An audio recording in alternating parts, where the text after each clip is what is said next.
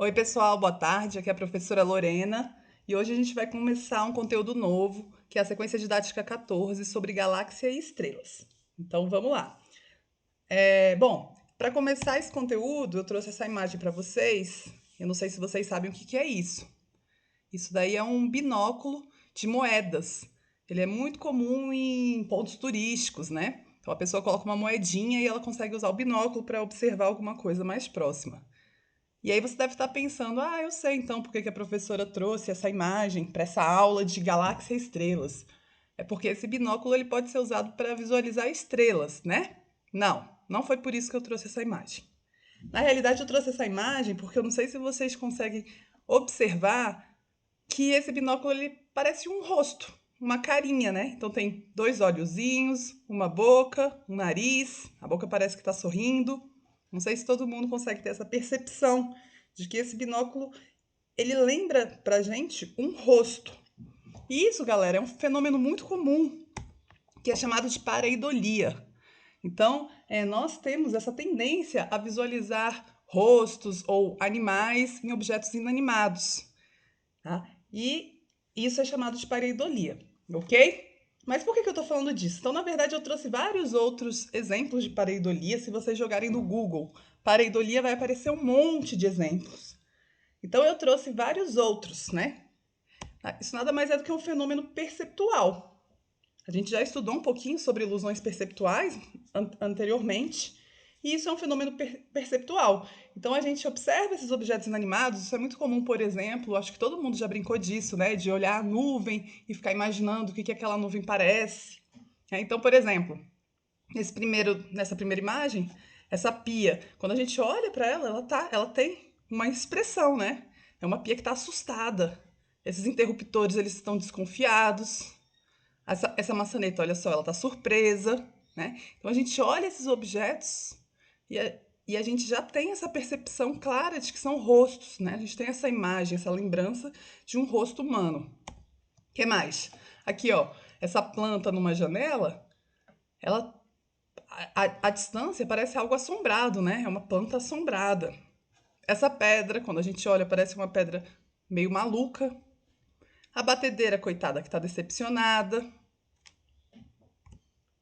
Olha esse cone nervoso. Esse despertador tá triste, provavelmente porque ele acordou muito cedo, né? Esse carro tá cismado. E isso não acontece apenas com rostos, né? É muito comum a gente associar rostos a objetos inanimados. Mas também a gente pode associar situações. Então, por exemplo, esses dois postes, esses dois cones, né? A gente consegue, observando essa imagem, imaginar toda uma situação de que eles estão dançando. E, na verdade, eles só estão enrolados um no outro. Mas a gente pode imaginar uma situação de uma valsa, de uma dança entre os postes. Aqui também, ó, nessa figura do meio, isso aqui na realidade é um tronco de uma árvore quebrado com musgos. Mas quando a gente observa, essa situação parece que tem um dragão no meio da floresta, né? Ou, nessa outra imagem, esse cacto ele lembra um dinossauro no meio do deserto.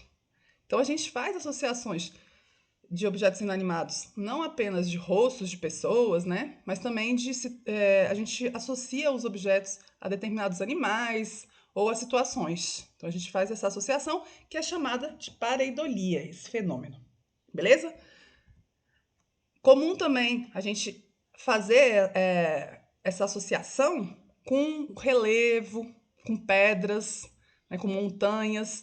Então, por exemplo, essa pedra nessa montanha ela lembra um dragão. Então, a gente pode dizer que é a pedra do dragão. É muito comum a gente dar o nome para determinados locais, determinadas formações montanhosas, de acordo com a imagem que elas nos lembram. Então, eu não sei se vocês já foram para a Chapada dos Veadeiros, quando a gente está indo em direção a São Jorge, que é uma vila, existe um morro que é muito famoso lá, que é chamado de Morro da Baleia, que eu trouxe aqui para vocês. Não sei se todo mundo consegue perceber aqui o desenho da baleia. O que é interessante é que muita gente não vê uma baleia nesse morro. E isso vai depender, claro, também da sua posição em relação ao morro, né? Às vezes a gente enxerga algumas coisas e a outra pessoa não tem essa mesma imaginação, tá? E essa outra aqui, por exemplo, essa geleira, ó, ela formou uma imagem de uma lagartixa. nesse caso, essa lagartixa ela vai durar pouco, né? Porque esse gelo ele vai derreter e aí esse desenho ele vai sumir. Então, existem algumas formações que elas vão durar mais, vão se manter por mais tempo, mantendo aquele desenho, entre aspas, né? Aquela imagem que a gente percebe, e outras que vão ser muito rapidamente elas vão desaparecer, tá? Vai durar por pouco tempo. Mas existe um caso que dura muito, muito tempo, que são as constelações. Então, vocês certamente já ouviram falar de várias constelações, como por exemplo a constelação de Escorpião. Por que ela recebe esse nome, constelação de Escorpião? Porque povos antigos, eles observavam as estrelas e eles criavam imagens de acordo com a posição dessas estrelas, tá? O que é legal, galera, é que aqui eu trouxe a constelação de Escorpião para vocês, só que sem ligar os pontos, né? Sem ligar as estrelas. Óbvio que aquelas linhas elas são imaginárias. Então, só observando assim as estrelas, às vezes fica difícil da gente perceber o escorpião. Não sei se vocês conseguem perceber o escorpião, tá? Aqui, ó, nessa região, seria o rabo do escorpião. Então, o que era visualizado era, de fato, eram só as estrelas, mas os povos eles faziam essas ligações entre as estrelas e imaginavam figuras, imaginavam imagens, ok? Bom, então existem várias constelações aqui que a gente consegue observar.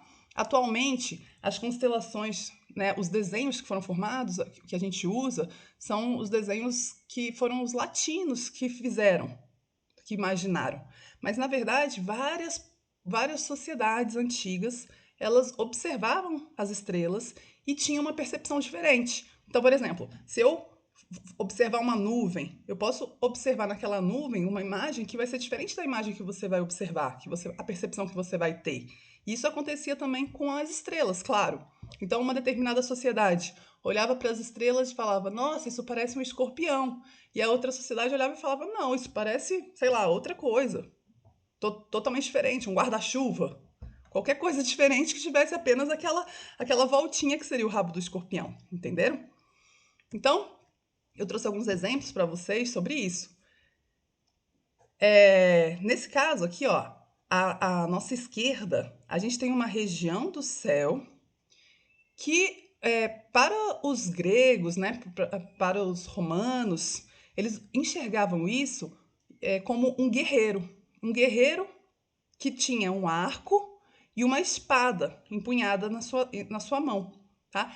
E eles deram o nome para essa constelação de Órion, porque Órion na mitologia é um guerreiro gigante, um caçador ele era ótimo caçador e um guerreiro gigante.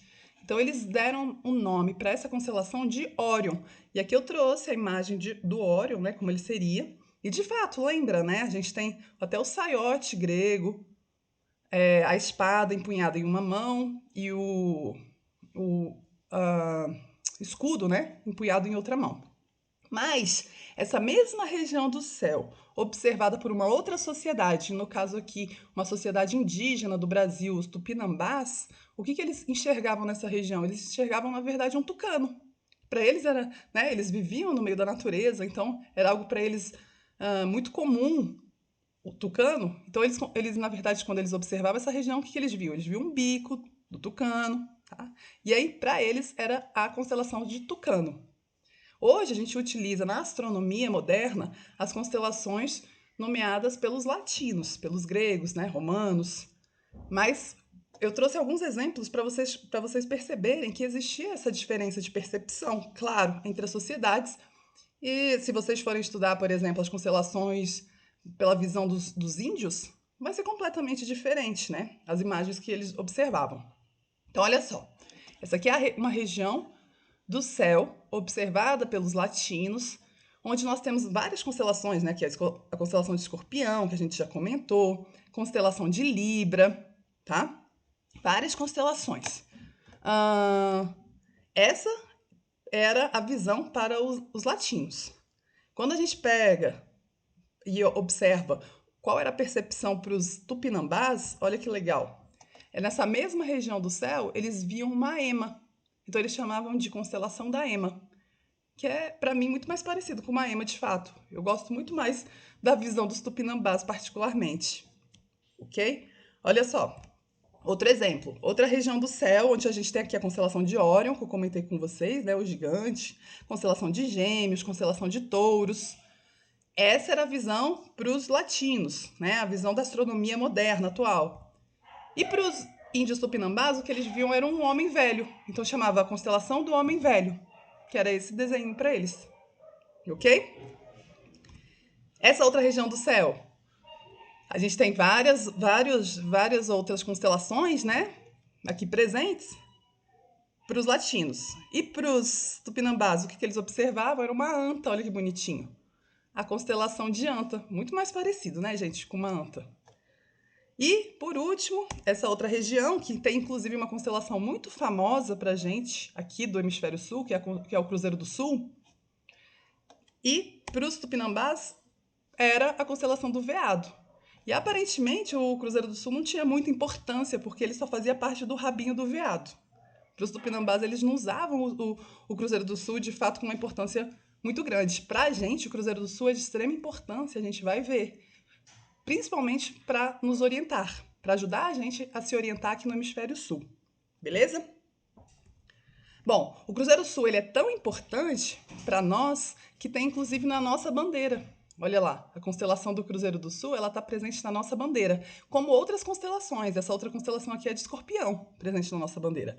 Mas a do Cruzeiro do Sul, ela é inclusive centralizada. E não só na bandeira do Brasil, ela está presente em várias bandeiras de vários países do Hemisfério Sul, porque é no Hemisfério Sul que nós conseguimos observar o Cruzeiro do Sul. Até em times de futebol, né? O pessoal aí que é cruzeirense sabe que na bandeira do Cruzeiro tem também a constelação do Cruzeiro do Sul. Ok? Bom, e aí eu vou te fazer uma pergunta. Ok, todo mundo eu acho que todo mundo já deve ter ouvido falar do Cruzeiro do Sul, ou já deve ter observado o Cruzeiro do Sul no céu, né? Procurado pelo Cruzeiro do Sul. Mas se eu te perguntar, quantas estrelas formam a constelação do Cruzeiro do Sul? Vou mostrar aqui novamente a constelação do Cruzeiro do Sul para vocês, né? Na nossa bandeira, como ela é representada na nossa bandeira. Você pode virar e falar assim: ah, professora, são 4 estrelas que formam a cruz. Ou são 5 estrelas que formam a constelação, porque tem essa outra estrelinha pequenininha aqui, que é a intrometida, e de fato o nome que ela recebe é esse, intrometida, tá? Então são 5 estrelas, certo? Não, errado. Errado. Galera, então a primeira coisa importante que vocês têm que ter em mente é que a constelação, ela não é apenas o desenho que é formado. Não, a constelação é uma região do céu que inclui aquele desenho. É uma área do céu, da abóboda celeste, que inclui aquele desenho. Então aqui a gente tem delimitado pela linha amarela toda a região do céu que inclui o desenho da cruz, e toda essa região é o Cruzeiro do Sul. Existem mais de 50 estrelas, na verdade. Olha aqui, todos esses pontinhos pretos pequenininhos são estrelas também. Então já foram descritas mais de 50 estrelas que formam o Cruzeiro do Sul, ok? Claro que existem essas estrelas mais importantes, que são as estrelas que, quando a gente liga os pontos, né, a gente tem a formação da cruz, e elas, inclusive, recebem nomes. Todas as estrelas, pessoal, elas recebem nomes. Elas recebem nomes. E o que é interessante é que a nomenclatura das estrelas de uma constelação, a gente utiliza o alfabeto grego. E a gente, para nomear as estrelas, a gente parte da estrela mais brilhante para menos brilhante naquela constelação. Então, a estrela mais brilhante, ela recebe o nome de estrela alfa, que no caso é essa estrela aqui, ó, da parte de baixo da cruz. E quando essas estrelas elas são muito importantes, além de elas receberem um nome, né, a letra grega apenas, alfa, elas podem receber também um nome próprio, que aqui no caso é a cruz. Acrus é o nome dessa estrela, que é a estrela mais brilhante da constelação do Cruzeiro do Sul. A estrela mais brilhante de uma constelação é a estrela alfa daquela constelação. E aí a segunda estrela mais brilhante da constelação é chamada de estrela beta, que no caso é esta daqui, né, do Cruzeiro do Sul. E a estrela beta da constelação do Cruzeiro do Sul, ela também recebe um nome próprio, que é Mimosa, olha que bonitinho.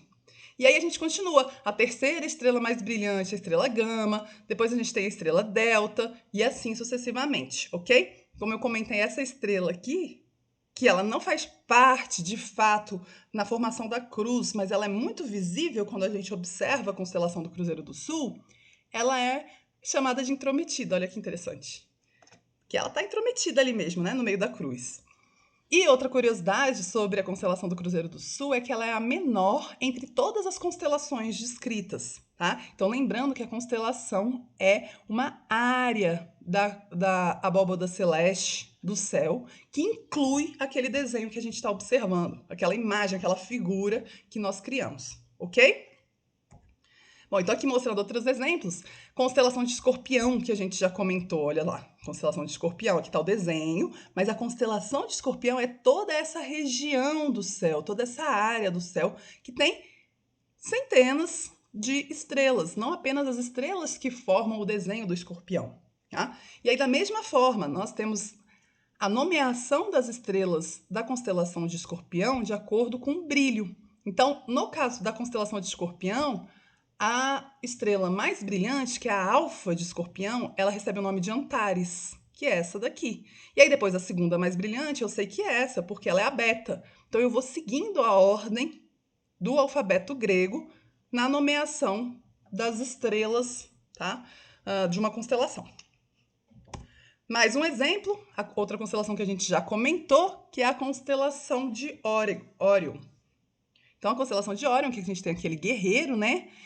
A estrela alfa é a Betelgeuse, e o que é interessante é que a estrela alfa de Órion, ela não é hoje a mais brilhante, ela já foi a mais brilhante. Hoje ela não é mais, porque ela está morrendo. É uma estrela que está morrendo. Na próxima aula a gente vai comentar um pouco sobre o ciclo de vida das estrelas e a gente vai falar sobre isso, tá? Ela é a estrela alfa, mas por que ela não é a mais brilhante na atualidade? Porque o brilho dela está se apagando, ela está morrendo, ela está perdendo intensidade. E aí hoje, a estrela mais brilhante da constelação de Órion é a Rigel, que é essa aqui, que é a estrela beta da constelação. Olha, esse beta aqui é de outra constelação, tá? Tá fora da linha demarcada de Órion. Prestem atenção nisso. E olha que legal, a constelação de Órion ela é muito importante para a gente aqui também, do hemisfério sul, porque nós conseguimos observá-la. Em especial, o que a gente observa, é muito comum, né? É muito facilmente observado, é o cinturão de Órion, que é essa região do meio do guerreiro, vamos dizer assim, formado por 3 estrelas alinhadas, que são as 3 Marias, as famosas 3 Marias. Então, as 3 Marias, elas fazem parte da constelação de Órion, formando o cinturão de Órion, ok? Bom, então, como eu comentei, as constelações, na verdade, elas são áreas, são regiões do céu que incluem aquele desenho, aquela figura que a gente criou, né? Que a gente ligou por linhas imaginárias. E, atualmente, a União Astronômica Internacional, ela descreve 88 constelações na abóbada celeste. Como eu comentei com vocês, o nome das estrelas é dado de acordo com seu brilho, sendo a estrela mais brilhante de uma constelação chamada de estrela alfa, a segunda mais brilhante beta, a terceira gama, a quarta delta e assim sucessivamente. Ok? É assim que a gente nomeia. E é importante a gente nomear as estrelas e saber quem são, justamente para a gente conseguir localizar, fazer a nossa localização em relação às constelações. Cada estrela, galera, é como se tivesse um endereço no céu. Ok? Então vamos lá. Outra coisa interessante é que o céu que nós observamos no hemisfério sul é diferente do céu que nós observamos no hemisfério norte, né? Por conta da posição e dos movimentos da Terra, a posição da Terra, a gente não consegue observar o mesmo céu. Então, as constelações visíveis no hemisfério sul são chamadas de constelações austrais, tá? Que inclui, por exemplo, o Cruzeiro do Sul, como a gente já comentou, Escorpião, a constelação de Escorpião, a constelação de Órion, são constelações visíveis aqui no hemisfério sul. Já no hemisfério norte, as constelações que são visíveis são chamadas de constelações boreais. E aí são outras constelações que eles observam, tá? Então, existe a Ursa Maior, a Ursa Menor, que são constelações. Eles conseguem observar de Órion também? Conseguem, dependendo da região que ele esteja. Quanto mais próximo a pessoa estiver da linha do Equador, se ela estiver no hemisfério norte, ela vai conseguir também observar algumas constelações que nós observamos aqui do hemisfério sul. Conseguem perceber? Então, claro que tem essa, né? Não é, a pessoa que está no hemisfério norte, ela sempre vai enxergar o mesmo céu, independente da localização dela no hemisfério norte? Não. Vai depender da sua localização, tá? Mas existem algumas constelações que somente são observadas no hemisfério norte e algumas que somente são observadas no hemisfério sul. Tranquilo?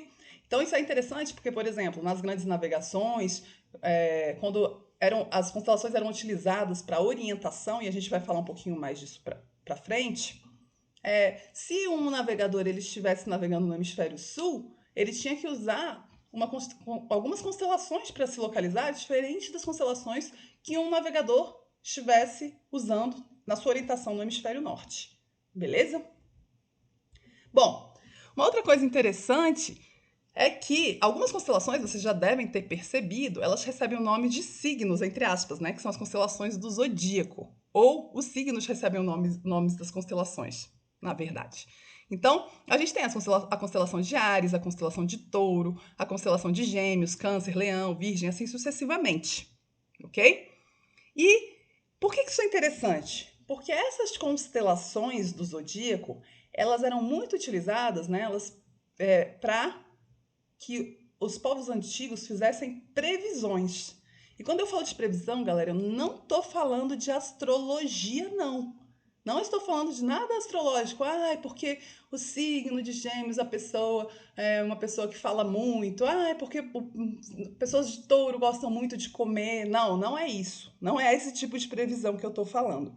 Eu estou falando que essas estrelas, essas constelações, elas eram usadas em previsões importantes para a vida de sociedades antigas, em especial para serem utilizadas na agricultura. Previsões, por exemplo, de melhor época de plantio, de melhor época de colheita. Era esse tipo de previsão, tá? Então, como é que essas populações elas utilizavam as constelações para fazer essas previsões?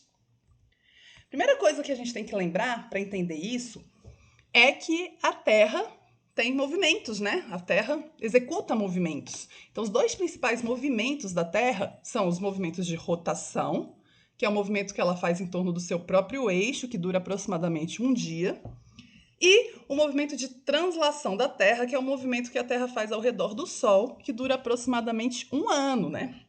Então, todo mundo já sabe disso, que a Terra ela faz movimentos. Existem outros movimentos que a Terra faz, mas esses são os dois principais movimentos. E aí, pessoal, para um observador aqui na Terra, como ele está se movimentando junto com a Terra, a gente não percebe o movimento da Terra. A nossa percepção é que, por exemplo, há um movimento aparente do Sol. Embora seja a Terra que esteja se movimentando, para um observador na Terra, a percepção é que quem está se movimentando é o Sol, né? Então a gente tem, ao longo do dia e ao longo do ano, um movimento aparente do Sol. Embora seja a Terra que esteja se movimentando, isso é importante. Mas para o observador daqui, como ele está se movimentando junto com a Terra, a percepção dele é que quem está se movimentando é o Sol. Isso já deve ter acontecido com vocês, por exemplo. Às vezes você está no carro e o carro ele se move e você tem a percepção que é o outro carro que está se movendo, mas o outro está parado. Não sei se isso já aconteceu com vocês, tá? Então existe essa percepção de um movimento aparente porque a gente está parado junto com a Terra, ok? Bom, e aí, olha que interessante. O Sol, ao realizar esse movimento aparente, entre aspas, ele sempre caminha em uma espécie de via específica, tá? Ele se move em uma linha, em uma região do céu específica. E essa linha, ela é chamada de eclíptica ou linha zodiacal. É essa linha aqui, ó. Então, essa aqui seria a representação do movimento aparente do Sol, como se a Terra estivesse parada e quem estivesse girando é o Sol. A gente sabe que não é isso é um movimento aparente, tá? E o Sol, em seu movimento aparente, ele percorre um caminho específico por esta linha imaginária que é chamada de eclíptica. Não só o Sol, tá? Os planetas e a Lua percorrem também a eclíptica em seus movimentos, ok? Beleza. E o que é interessante? É que a região do céu... Então, olha só. A gente tem a percepção de que o Sol está se movendo porque a gente está se movendo ao redor do Sol. Mas as demais estrelas, elas vão estar paradinhas, né? Elas vão se mover pouco, vão estar paradas, porque a gente não está fazendo um movimento ao redor das outras estrelas, tá? Então, essa região aqui, a eclíptica, ela tem, na abóbada celeste, constelações localizadas ao longo dela. Então, olha lá. Aqui é o signo da eclíptica e as constelações que estão localizadas em cada local da eclíptica. E essas constelações são exatamente as constelações do zodíaco. Então eu tenho lá Áries, Touro, Gêmeos, Câncer, Capricórnio, as constelações do zodíaco ao longo dessa linha, que são 12 constelações. Atualmente foi descrita uma terceira constelação que também faz... Uma terceira não, desculpa, uma 13ª constelação que também está presente na linha zodiacal. Então hoje seria mais correto a gente falar que existem 13 signos e não 12, sei lá, tá? Que tem agora a constelação do Serpentário, que ela também está presente nessa linha e o Sol em seu movimento aparente ele vai passando, olha lá, por essas constelações. Ele vai como se estivesse passando pela região do céu que contém aquela constelação em seu movimento aparente, ok? Então, por que isso é interessante? Por que isso permitiu que os povos antigos fizessem várias previsões? Porque, de acordo com a localização do Sol no céu em relação à constelação que ele estivesse passando naquele momento, os povos antigos conseguiam elaborar calendários. Os povos antigos conseguiam prever, por exemplo, inícios de estações do ano. As estações do ano estão muito relacionadas a isso. Então, olha só, vamos ver se vocês entendem essa imagem. Vamos pegar aqui, ó, a Terra e o Sol, tá? Quando a Terra está nessa posição, no dia 21 de março, ela está nessa posição, para um observador, o Sol, em seu movimento aparente, para um observador aqui da Terra, ele estaria passando em frente à constelação de Peixe. Olha lá. Tranquilo? Outro exemplo. Quando a Terra estivesse aqui, ó, localizada nessa posição, no dia 21 de maio, para um observador da Terra, aqui da Terra, o Sol estaria, olha aqui aonde, passando em frente à constelação de Touro. Tranquilo? E assim eles conseguiam prever, de acordo com a posição do Sol em relação às constelações do zodíaco, a época do ano. Qual era a melhor época para a colheita? Qual era a melhor época para o plantio? Quando começava a primavera, o verão, o inverno? Ok? Olha que legal. Então, a gente viu que as constelações elas têm uma importância muito grande para a realização de previsões relacionadas em especial ao ciclo das estações do ano, mas também as estrelas, as constelações, foram muito utilizadas na época das grandes navegações para orientação, né? Não tinha bússola, não tinha naquela época aparelhos mais sofisticados, então as estrelas eram utilizadas para a orientação dos navegadores. E como, né? Então, basicamente, o uso de estrelas na orientação, ele faz referência à determinação de pontos cardeais. Então, durante o dia é simples, né? Se a gente sabe onde o Sol onde o Sol nasce e onde o Sol se põe no seu movimento aparente, é só a gente estender o nosso braço direito em direção ao nascer do Sol e o braço esquerdo em direção ao local onde o Sol se põe. E dessa forma, à nossa frente a gente terá o norte, atrás nós teremos o sul. Ok? Então acho que todo mundo já sabe mais ou menos como que a gente se orienta pelo Sol, de dia. Mas e de noite, né? Que a gente não tem o Sol aparente. Como é que a gente pode se orientar? E aí que entram as constelações. Então, existe, por exemplo, uma forma da gente determinar os pontos cardeais, por exemplo, a localização do norte, sul, leste, oeste, a partir da constelação de Escorpião e de Sagitário. Então, se você estende a sua mão numa determinada posição, que ela fique ali, ó, nessa região da constelação de Escorpião, nesse meiozinho aqui, ó, da constelação de Escorpião, você estende a sua mão dessa forma, na constelação de Escorpião, e a outra mão na constelação de Sagitário, os seus dedos eles irão apontar aproximadamente para o norte, ok? Então você vai ter ali a indicação de onde está o norte. Uma outra forma muito comum de se localizar aqui no hemisfério sul é pelo Cruzeiro do Sul. Então, novamente, Cruzeiro do Sul é uma constelação muito importante para a gente. Então, a gente consegue facilmente, né, localizar o Cruzeiro do Sul num dia de céu estrelado. E aí, a ideia é essa região mais comprida da cruz, né, a parte mais comprida da cruz, a gente alinhar ela e o tamanho dela, mais ou menos o tamanho dela, tá vendo? A gente imaginar 4,5 vezes o tamanho dela.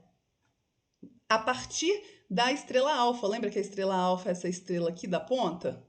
Então a gente pega, traça uma linha imaginária reta, continuando a região mais comprida da cruz, aqui, ó, mais longa da cruz, e com base na distância entre essas duas estrelas dessa porção da cruz, a gente cria uma linha que tenha 4,5 vezes o comprimento da cruz, aqui, esse tamanho, e nesse ponto onde a gente vai encontrar, né, de forma imaginária no céu, ele vai ser exatamente o nosso sul. E aí a gente acha o sul. O pessoal costuma achar que o Cruzeiro do Sul está já voltado para o sul. Não, a gente tem que fazer essa medição imaginária, tá? Para achar exatamente onde é que está o sul. No hemisfério norte é comum usar uma outra estrela, que é a estrela Polaris, que é a estrela alfa de uma constelação chamada Ursa Menor, tá? Então eles conseguem encontrar essa estrela alfa, observar essa estrela alfa lá no hemisfério norte.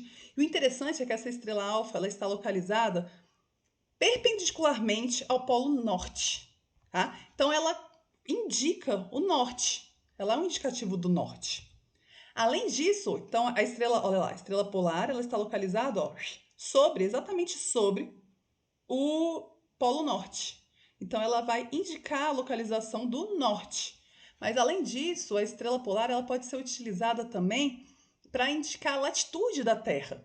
Porque olha aqui, ela está localizada exatamente sobre o Polo Norte. Então, para um observador no Polo Norte, a estrela polar ela tem um ângulo aqui ó, de 90 graus com o observador aqui, com a Terra, né?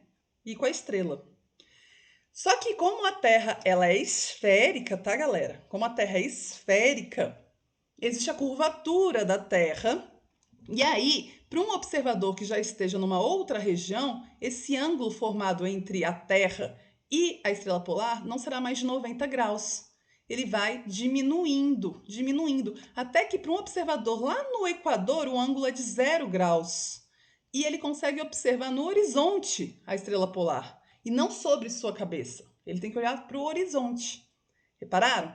Então, a estrela polar ela indica exatamente a latitude, a localização da pessoa em relação à sua latitude, por causa do ângulo que é formado entre a localização da estrela, né, e a Terra. Ok? Então, além dela ser utilizada para indicar o ponto cardial, ela pode ser utilizada também para indicar a localização específica, a latitude que você se encontra na Terra. Bom, isso serve para a Terra esférica. Para a Terra plana, fica meio complicado, né? Como é que é esse negócio, né, da estrela polar? Onde é que ela está aqui por conta dessa diferença de latitude, né? Como é que os terraplanistas explicam isso? Não sei, né? Eu sei que os grandes navegadores eles vão ter vergonha dessa explicação, porque os grandes navegadores lá de 1500, né, ou antes, lá do século 16, nossa, eles vão ter muita vergonha disso. Eles já usavam a estrela polaris para se localizar graças à esfericidade da Terra, né? Mas aí hoje a galera quer dizer que a Terra é plana. Complicado, complicado. Bom, uma curiosidade, pessoal, é que as constelações elas foram utilizadas também na construção de Brasília. Olha que interessante. Então aqui é o desenho, né? do mapa, entre aspas, de Brasília. Brasília é uma cidade planejada, todo mundo sabe, que tem um formato de um avião. Então, para a construção de Brasília, imagina, no relevo, muito que antes aqui era uma mata praticamente virgem, não tinha muito ponto de referência para a gente conseguir fazer a construção. O ponto de referência que foi utilizado em partes foram as estrelas, né? Para a gente conseguir, por exemplo, fazer o eixão, vim aqui do eixão sul para o eixão norte, certinho, né? Imagina que eu tenho um trator aqui na ponta do eixão sul e o outro na ponta do eixão norte, eles têm que se encontrar certinho. Eles utilizaram como orientação as estrelas. Eles fizeram tipo um print do céu, aqui na região de Brasília, no solo. E aí eles utilizaram isso como forma de se guiar. Senão a gente poderia ter 2 eixões, imagina, ou 3, dependendo se as pessoas não tivessem conseguido, se os tratores não se encontrassem, né?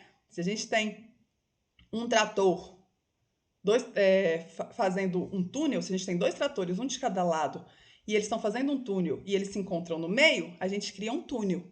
Mas se eles não se encontram no meio, a gente cria 2 túneis, concordam? Então é isso. Então era importante essa ideia, esse georreferenciamento, né? Para ser construída Brasília, e aí foram utilizadas as constelações, as estrelas nesse caso. Bom, para finalizar essa aula, eu queria só mostrar essa imagem que se você vai para um local que tem pouca luminosidade artificial, né? Se você está lá no meio do mato mesmo, num dia de lua nova, onde tem pouca luminosidade, um dia não, uma noite, né? Uma noite de lua nova com pouca luminosidade, é possível também a gente observar no céu essa faixa branca. Não sei se vocês já viram, que é muito bonito. E essa faixa branca, pessoal, nada mais é do que a Via Láctea. A Via Láctea, que é a nossa galáxia. A gente observando a nossa galáxia, a visão que a gente tem da nossa galáxia aqui da Terra, é essa faixa branca. Ela recebe esse nome, Via Láctea, porque para os latinos seria o caminho do leite, porque é algo meio leitoso. Então é Via Láctea, né? Dá essa impressão leitosa. Para os tupinambás, lembra que os tupinambás eles viam constelações principalmente em forma de animais, e uma das constelações era a constelação da Anta? A constelação da Anta estaria localizada bem no iniciozinho desse caminho. Então eles chamavam de caminho das Antas. A Via Láctea para eles era o caminho da Anta. Ok? Bom, essa aqui é a nossa galáxia. Essa aqui é a Via Láctea. Essa é a observação da Via Láctea por um observador fora da galáxia. Tá? Então é isso que nós observaríamos. Ela tem um formato em espiral. Para um observador na Terra, então olha só, aqui a gente tem o Sol e a Terra está bem próxima aqui do Sol, né? Está girando ao redor do Sol. Então, um observador aqui da Terra, ele vai observar só a parte dessa galáxia como se fosse um rastro mesmo. Tá? Porque ela é achatada, conseguem perceber? Ela é um espiral achatado. Então, ele observaria só uma faixa branca. É essa observação que a gente tem daqui. Então, aquela faixa branca que a gente vê no céu é a nossa percepção aqui da Terra da nossa galáxia. Olha que legal. Beleza? Então é isso por hoje, pessoal. Espero que vocês tenham gostado. Na próxima aula a gente vai conversar um pouquinho mais sobre as estrelas. Até mais. Tchau, tchau.